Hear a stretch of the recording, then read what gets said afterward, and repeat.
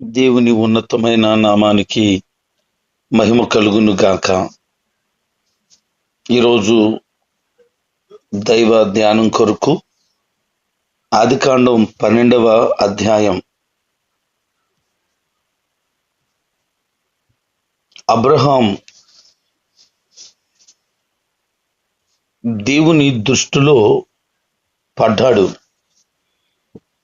దేవుడు అబ్రహాముతో ఒక ప్రత్యేకమైన విధానంలో మాట్లాడాలని ఆలోచన కలిగి, ఆ కాలంలో చాలా మంది ప్రజలు ఉన్నా చాలా మంది ఆయన దృష్టిలో పడలేదు, కానీ అబ్రహాం మాత్రమే కనబడ్డారు. అందుకనే అబ్రహాముతో ప్రత్యేకంగా మాట్లాడుతూ, అబ్రహాం, నేను నీకు ఒక పని చెప్పాలనుకుంటున్నాను, నువ్వు అది చేస్తే నేను నిన్ను నీ వంశాన్ని దీవిస్తాను అని చెప్పాడు. చేయాల్సిన పని ఏంటంటే, నీ స్వదేశమును విడిచిపెట్టి, నీ బంధువులను విడిచిపెట్టి, నీ తండ్రి ఇంటిని విడిచిపెట్టి, నేను ఏ స్థలం ఏ దేశం అయితే చూపిస్తానో ఆ దేశానికి నువ్వు వెళ్ళాలి అన్నాడు. అలా గనుక నువ్వు చేస్తే నిన్ను గొప్ప జనంగా చేసి, నిన్ను ఆశీర్వదించి, నీ పేరు ప్రఖ్యాతులు కలిగేటట్లు చేసి, ఇతరులు నీ గురించి చెప్పుకునేటట్లుగా నిన్ను ఉంచుతాను. ఎంత గొప్పగా చేస్తానంటే, నువ్వు శపిస్తే శాపం అయిపోద్ది, నువ్వు దీవిస్తే దీవెన అయిపోతుంది. అలాగున నేను నిన్ను ఆశీర్వదిస్తాను అని చెప్పాడు. అప్పటికి అబ్రహాము జీవితం ఎలాగుంది అని అంటే, ఆస్తి కలిగిన వాడే, కుటుంబాన్ని కలిగిన వాడే, ఏ లోటు లేదు. అయితే వివాహమై ఉంది. అప్పటికి తొలి దినాలు మాత్రమే వివాహమై ఉంది. అయితే దేవుడు చెప్పినటువంటి ఈ మాట అబ్రహాము వినటానికి ఒక బలమైన కారణం ఉంది. అదేంటంటే, తన తండ్రి అయినటువంటి తెరహు విగ్రహాలను తయారు చేసి అమ్ముతూ ఉండేవాడు. ఒకరోజు తన తండ్రి విగ్రహాలను తయారు చేసి ఒక గదిలో పెట్టి వాటిని పూజిస్తూ, ఆ రోజు తన కుమారుడైనటువంటి అబ్రాముకి నైవేద్యం వాటికి పెట్టాలి నువ్వు అని చెప్పాడట. ఇది చరిత్ర చెప్తున్న విషయం. నైవేద్యం పెట్టాలి అని అంటే ఆ నైవేద్యం గదిలోకి తీసుకువెళ్ళాడు. నైవేద్యం తినండి అంటే ఎవరూ తింటలేదు. చాలాసేపు చూశాడు తింటారని. ఏ విగ్రహం వచ్చి ఆ నైవేద్యం స్వీకరించట్లేదు. ఏం అర్థం అవ్వలేదు. ఏంటి మా నాన్న ప్రతిరోజు పూజ చేస్తున్నాడు, నైవేద్యం పట్టుకెళ్తున్నాడు, ఇవి తింటలేదేంటి అని. అలాగా అతనికి ప్రశ్న వచ్చి, అతనికి అర్థమైంది ఏంటి అని అంటే, విగ్రహాలను మేము తయారు చేసి అమ్ముతూ దేవుళ్ళు దేవుళ్ళు దేవుళ్ళు అని వ్యాపారం చేస్తున్నాడు తప్ప ఇది నిజమైన దేవుడు కాదు, దేవుళ్ళు కాదు అని అతనికి అర్థమైంది. ఒకరోజు నైవేద్యం పట్టుకెళ్ళి ఆ బొమ్మలన్నీ ఎరగొట్టేశాడట. మరుసటి రోజు వాళ్ళ నాన్న గదిలోకి వెళ్ళి చూస్తే అవన్నీ విరిగిపోయి ఉన్నాయి.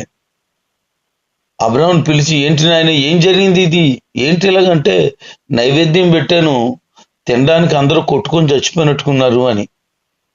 కొట్టుకొని చచ్చిపోవడానికి అవి బొమ్మలు రా, దేవుళ్ళు కాదు అంటే, మరి నిజమైన దేవుడు ఎవరు అని అంటే నాకు కూడా తెలీదు.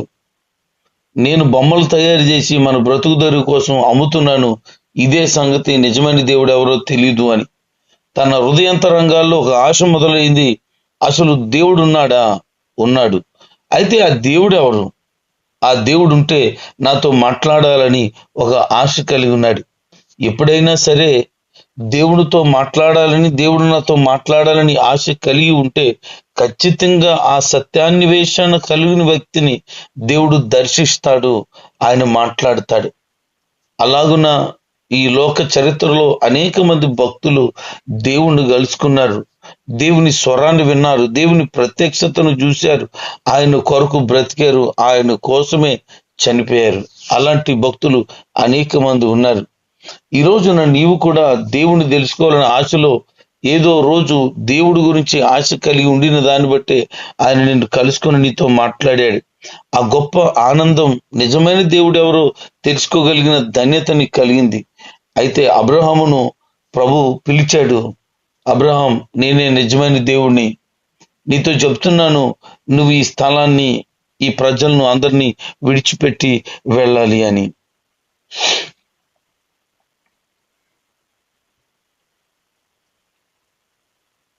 క్రీస్తు పూర్వం సుమారు 1900 సంవత్సరాల క్రిందట ఇది జరిగింది. ఇక్కడ నుండి కొత్త నిబంధన గ్రంథంలో అపోస్తుల కార్యముల పుస్తకం వరకు కూడా అబ్రహాము తన సంతతి గురించిన చరిత్ర అద్భుతమైన రీతిలో కనబడుతుంది. అబ్రహాము యోధా జాతికి తండ్రి అని, దేవునిలో అతనుకున్న గొప్ప నమ్మకం వలన దేవుని మీద నమ్మకం ఉంచిన వారందరికీ అతన్ని దేవుడు తండ్రిగా ఉంచాడని అపోస్తులైన పౌలు గారు చెప్తారు. ఇతన్ని దేవుని సేవకుడని, ప్రవక్తని, ఇశ్రాయేలు జాతికి పూర్వీకుడిగా, మూల పురుషుడిగా ఉన్నాడని కూడా బైబిల్ చెప్తుంది. ఇతను దేవునికి స్నేహితుడు అని కూడా బైబిల్ చెప్తుంది. దేవుని పిలుపు పట్ల విధేయత, నమ్మకంతో ఇదంతా జరిగిందని బైబిల్ చెప్తుంది. రోమపత్రిక 4వ అధ్యాయము 11వ వచనములో, రోమపత్రిక 26వ అధ్యాయం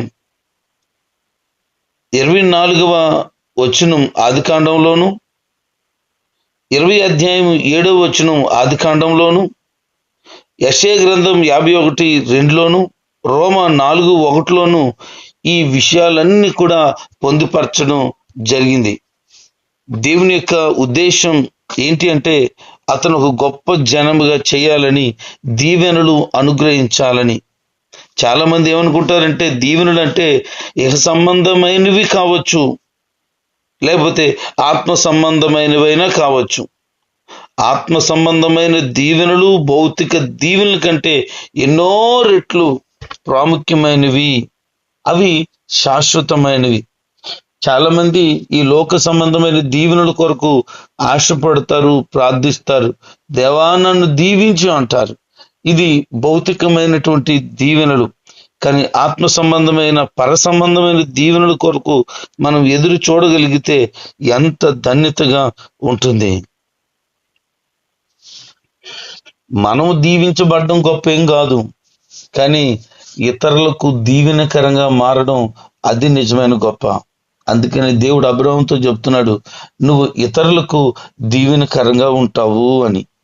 ఈ మాటలు వింటున్న దేవుని ప్రజలారా, దేవుని పట్ల ఆసక్తి కలిగిన వారు ఎవరైతే ఉన్నారో వారిని దేవుడు ఇతరులకు దీవెనకరంగా తప్పకుండా చేస్తాడు. అబ్రహాముతో మాట్లాడిన తర్వాత దేవునికి విధేయత చూపించాడు. దేవుని పిలుపుకు లోబడి తన బంధువులను, స్నేహితులను, కుటుంబాన్ని విడిచిపెట్టి బయటకు వచ్చాడు. అయితే అతనితో పాటు తన సహోదరుడు కుమారుడు అయినటువంటి లోతు వెంబడి వచ్చాడు. ఎందుకంటే తండ్రి లేనివాడు గనుక అబ్రహాముకి అప్పటికి సంతానం లేరు గనుక కుమారుడు వలె చూస్తూ ఆ కుమారుడైనటువంటి లోతును కూడా వెంట పెట్టుకొని వచ్చేశాడు.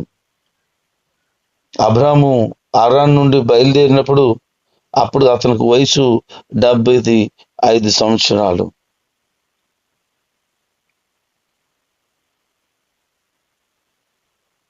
అప్పటికి సంపాదించినటువంటి యావదాస్తి వారు చేతిలో పట్టుకొని బయలుదేరారు.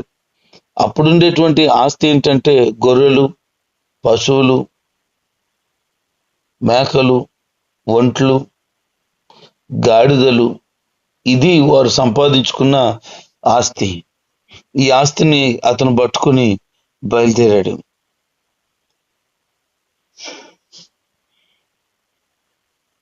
అబ్రహాం దేవుడు మాట్లాడుతూ కనాను దేశానికి తీసుకువెళ్ళటానికి ఇష్టపడుతున్నాడని, కనాను అనంటే నేటి దినాల్లో ఇశ్రాయేలు దేశాన్ని కనాన్ అని పిలిచారు. ఈ కనానుకి వారు బయలుదేరటానికి వారు ప్రయాణాన్ని సాగించినప్పుడు షెకెంకు మమ్రేకి మధ్యలో వారు ఆగాలని, వారు సింధూర వృక్షం దగ్గర ఆగి వారి గుడారాన్ని వేసుకోవాలని ఆలోచన కలిగి ఉన్నారు. అబ్రహాముతో దేవుడు మాట్లాడుతూ, ఇదిగో నీకును నీ సంతానానికి ఈ దేశాన్ని ఇస్తాను అని చెప్పాడు. దేవుడు తనతో ప్రత్యక్షమై మాట్లాడినప్పుడు ఆ మాటలను అంగీకరించి దేవుని యొక్క మాటకు లోబడిన వాడై అక్కడ ఒక బలిపీఠమును కట్టి దేవునికి కృతజ్ఞతలు అర్పించి దేవుణ్ణి ఘనపరిచారు. అబ్రహాము దగ్గర ఉన్నటువంటి అద్భుతమైన గుణలక్షణం ఏంటి అని అంటే బలిపీఠం కట్టే అనుభవం. ఏ స్థలానికి వెళ్ళినా ఆ స్థలంలో ఒక బలిపీఠం కట్టి ప్రార్థన చేసేవాడు. అతను ఎక్కడున్నా సరే అతనితో దేవుడు ఉన్నాడని, దేవుని యొక్క ఉనికి అతను ఎప్పటికప్పుడు గ్రహిస్తూ దేవుని స్వరాన్ని వింటూ ముందుకు సాగుతున్నటువంటి వ్యక్తి. మన ఆధ్యాత్మికమైన జీవితంలో నిత్యము దేవుని స్వరం వింటూ ఆత్మీయంగా బలపరచబడుతూ కురింగిన స్థితి అయినా, దిగజారిపోయిన పరిస్థితులైనా, వేజారిపోయినటువంటి సిచ్యువేషన్లో ఉన్న మనోధైర్యం పొందడానికి గల ఏకైక కారణం ఏంటంటే దేవుని స్వరాన్ని వినడమే. దేవుని యొక్క స్వరాన్ని వింటూ మనం ముందుకు సాగినప్పుడు దేవుడు ప్రతి విషయంలోనూ మనకు తోడుగా ఉండి మనల్ని నడిపిస్తాడు. మనం ఎక్కడికి వెళ్ళాలి, ఏం చెయ్యాలి అని ప్రభువుని అడుగుతూ సాగుతూ ఉంటుండగా ఆత్మ సంబంధమైన వారిగా దేవుడు మనలను నడిపించటానికి ఇష్టపడుతున్నాడు. ఈ రోజున నీ ఆత్మీయ జీవితంలో అలాంటి ప్రార్థన అనుభవం ఉందా? దేవుని సన్నిధిలో నిత్యము ప్రార్థించే అనుభవం నీకుందా? ప్రతిరోజు దైవ చిత్తాన్ని కనిపెట్టి, ప్రభువా నేటి దినాన్ని నేను ఎలాగ నడవాలో నాకు నేర్పించు, తెలియచేయి అని ప్రార్థించే అనుభవం ఉందా? ప్రతిరోజు నీ జీవితంలో జరిగిన ప్రతి సంగతిని ప్రభుతో మాట్లాడుకుంటూ నీ హృదయపూర్వకమైన కృతజ్ఞత అర్పించే హృదయం నీకు ఉందా?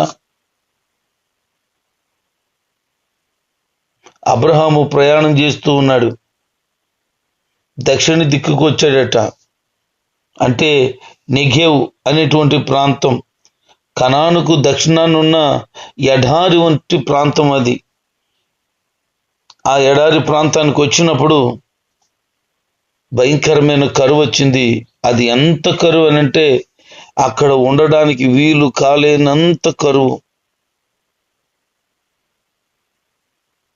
ఈ కనాను ప్రాంతాన్ని విడిచిపెట్టి వెళ్ళమని దేవుడేమీ మాట్లాడలేదు. అయితే ఆ కరువులో అతని నమ్మకాన్ని, పరీక్షను, అతని యొక్క సుగుణాలను అభివృద్ధి చేయటానికి దేవుడు ఉద్దేశించి ఉంటాడని మనం గమనించాలి. మన జీవితంలో కొన్నిసార్లు కరువు వస్తుంది, ఇబ్బంది వస్తుంది, రోగం వస్తుంది, చాలా తట్టుకోలేని పరిస్థితులు వస్తాయి. అలాంటి పరిస్థితులు వచ్చినప్పుడు మనలో ఉన్నటువంటి దేవుని మీద నమ్మకం బయటకు వస్తుంది. మనం విషమ పరీక్షలు గుండా వెళుతున్నామనే దేవుడు అత్యధికమైన విజయం ఇవ్వబోతున్నాడనే నిరీక్షణ మనకు కలుగుతుంది. మనలో ఉన్నటువంటి దైవికమైన గుణలక్షణాలన్నీ కూడా బయటకు వస్తాయి.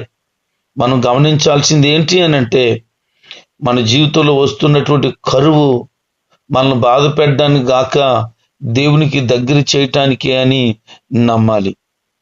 చాలామంది నేటి దినాల్లో చాలా కరువును అనుభవిస్తున్నారు. బయటికి చెప్పుకుంటున్నారు సమృద్ధి అని, కానీ బాగా ఆలోచన చేస్తే అంత ఇబ్బందికరమైన పరిస్థితే. నువ్వు దేవుని బిడ్డవు గనుక నీ జీవితంలో దేవుని సెలవు లేకుండా ఏది జరగదు అని గనుక నమ్మితే ఈ కరువు కూడా దేవుని సెలవై ఉంది అని నువ్వు నమ్మాలి. నువ్వు అనుభవిస్తున్న బాధ, నష్టం, రోగం, సమస్యలు, ఇబ్బందులు, మానసిక ఒత్తిడి, గలిబిలి ఇదంతా కూడా దైవ సెలవే అయితే నీ జీవితంలో గొప్ప అత్యధికమైనటువంటి క్షేమములోనికి దేవుడు నడిపిస్తాడు. ఆయన యందు విశ్వాసం ఉంచిన వారిని ఎన్నడూ కూడా ఆయన సిగ్గు పడనీయడు అని గమనించాలి. ఎవరైనా కరువు వచ్చినప్పుడు ఏం చేయాలో అర్థం కాక తప్పుడు మార్గంలోనికి వెళ్ళిపోతూ ఉంటారు. సొంత నిర్ణయాలు తీసుకుని గలిబిలి చెందుతుంటారు. అబ్రహాముకి అదే జరిగింది. దేవుడు కదలమని చెప్పలేదు, కానీ కరువు వచ్చినప్పుడు ఏం చేయాలో అర్థం కాక ఐగుప్తు దేశానికి వెళ్ళిపోయాడట. అక్కడ నివసించాలని అతను గుడారం వేసుకున్నాడు. అయితే ఐగుప్తు దేశానికి సమీపించినప్పుడు అతనికి ఒకటి అర్థమైంది, ఇక్కడ ఉన్నటువంటి ప్రజలు ఇబ్బంది పెడతారేమో. కారణం ఏంటంటే తన భార్య చాలా అందంగా ఉందట. అందంగా ఉన్నటువంటి తన భార్యను బట్టి అబ్రహాముని చంపేస్తారేమో అని ఆలోచన చేసి ఆమెతో ఇలా చెప్పమంటున్నాడు, ఇదిగో ఎవరైనా వచ్చి నన్ను అడిగితే అన్నయ్య అని చెప్పు, నేను చెల్లిని చెప్తాను అని చెప్పాడు. ఆమె అందంగా ఉండడం ఒక కారణం అయితే ఆ ప్రాంత ప్రజలు ఎలాంటి వారని గ్రహించాడో అబ్రహాం మనం గమనించగలుగుతున్నాం. దాన్ని చంపేస్తారు, నిన్ను బ్రతకనిస్తారు, కాబట్టి నిన్ను బట్టి నేను క్షేమంగా ఉండాలని కోరుకుంటున్నాను, కాబట్టి నువ్వు అందరితోనూ చెల్లెనే చెప్పాలన్నాడు. అబ్రహాం మాటలు నిజమే, వాస్తవానికి ఆమె చెల్లి అవుతుంది. కారణం ఏంటంటే అబ్రహాముకి తండ్రి ఉన్నాడు, ఆ తండ్రికి 2 భార్యలు ఉన్నారు. ఒక భార్య కొడుకేమో అబ్రహాం, మరొక భార్య కూతురేమో షారా. 20 అధ్యాయం 12వ వచనంలో ఆ మాట చెప్తాడు, ఈమె నా తల్లి కూతురు కాదు, నా తండ్రి కూతురు, అయితే నాకు భార్య అయింది అని. ఆ కాలంలో అలాంటి వివాహాన్ని సమ్మతం జరిగేది.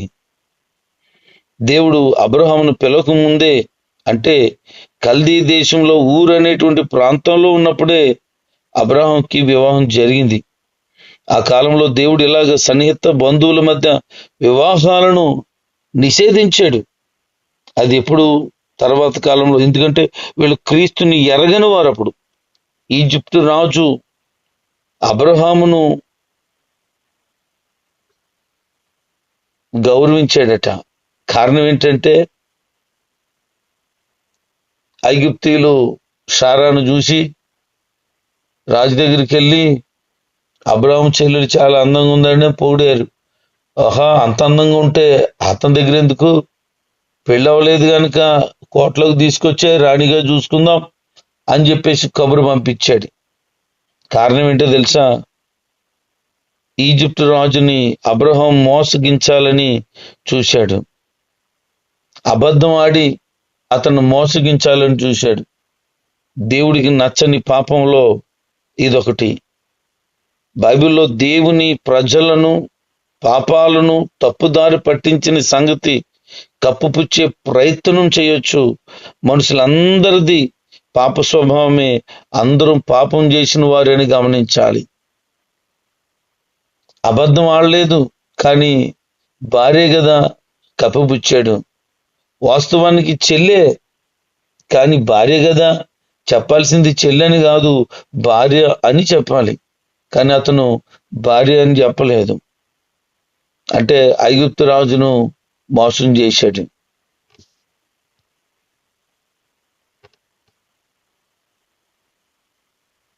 నిజం చెప్పుంటే దేవుడు అబ్రహాముని సంరక్షించలేడా? తన భార్యను కాపాడ్డా? దేవుడు చెప్పలేదు ఐగుప్తు దేశానికి వెళ్ళమని, తన సొంత నిర్ణయ ప్రకారంగా వెళ్ళాడు. అబద్ధం మొదలైంది జీవితంలో, భయం మొదలైంది, ప్రాణభయం, చంపేస్తారేమోనని. దేవుడు ఏం చెప్పాడు? నీకు నీ సంతానానికి నేను కనాన్ని ఇస్తానన్నాడు, నీ సంతానాన్ని ఆశీర్వదిస్తానని చెప్పాడు. ఎప్పుడైతే మార్గం తప్పిందో దేవుణ్ణి మరిచాడు, దైవత్వపు వాగ్దానాన్ని కూడా మరిచాడు. ఈరోజు కొద్దిమంది మందిరానికి వస్తుంటారు, మధ్యలో మానేస్తుంటారు. కొంతమంది మందిరానికి వచ్చి మానేస్తూ ఉండగా, మందిరానికి వచ్చే వాళ్ళ విశ్వాసమును అప్పుడప్పుడు వచ్చే వాళ్ళ విశ్వాసం చాలా వ్యత్యాసం ఉంటుంది. రెగ్యులర్గా ఎవరైతే మందిరానికి వస్తున్నారో వారు ఎంత కష్టమైన బాధ అయినా భరిస్తూ సహిస్తూ సాగుతారు. కానీ మధ్యలో వచ్చి వెళ్ళే వాళ్ళు ఎలా ఉంటారంటే, కొన్ని శోధనలు రాగానే, కొన్ని బాధలు రాగానే, కొన్ని ఇబ్బందులు రాగానే, ఏం దేవుళ్ళే, ఏం మేలు చేసేళ్లే, ఏం సంతోషం కలుగుతుందని అటు ఇటు ఊగిపోతూ ఉంటారు. ప్రభువులో నిలకడగలిగిన విశ్వాసాన్ని కలిగి ఉండగలిగితే దేవుడు బలమైన కార్యాలు తప్పకుండా జరిగిస్తాడు. అబద్ధాలు ఆడి బతకవలసిన పనేమి లేదు. ఇతరులను మోసం చేసి బ్రతకవలసిన పనేమి లేదు. దేవుని కొరకు నమ్మకంగా బ్రతకగలిగితే దేవుడే ఎలాంటి కష్టంలో నుంచి అయినా తప్పకుండా తప్పిస్తాడు. అబ్రాహాం తన భార్యను ఫరో అధిపతులు తీసుకెళ్లిపోయారు. ఆమె ఎప్పుడైతే రాజుగారి ఇంటికి వెళ్ళిందో, అబ్రహాం కట్ట గొర్రెలు, ఎడ్లు, గాడిదలు, పనివాళ్ళు, పనికత్తులు, ఒంటులు పంపించాడంట.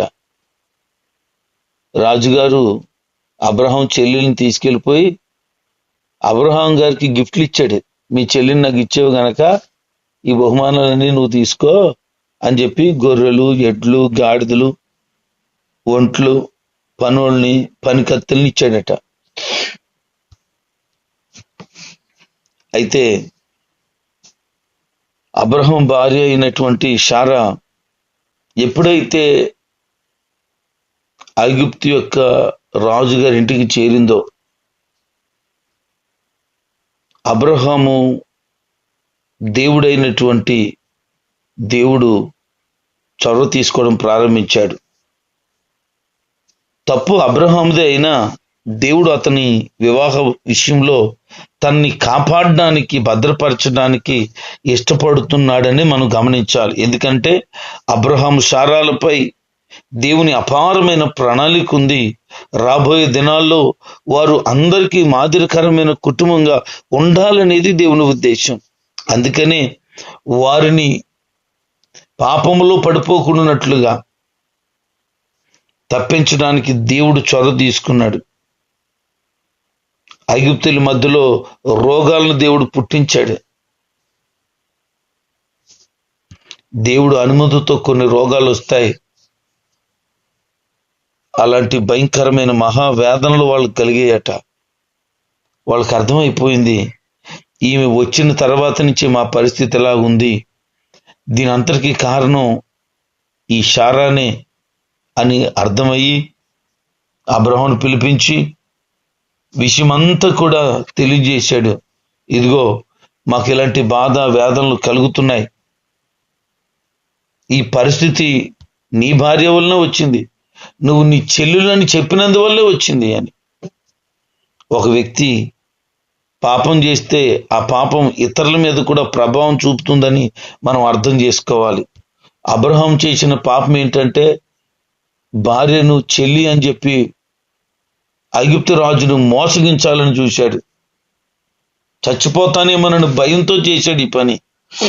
అందుకని అతను చేసిన అబద్ధానికి ఐగుప్తులో ఉన్నవారు బలైపోబోతున్నారు.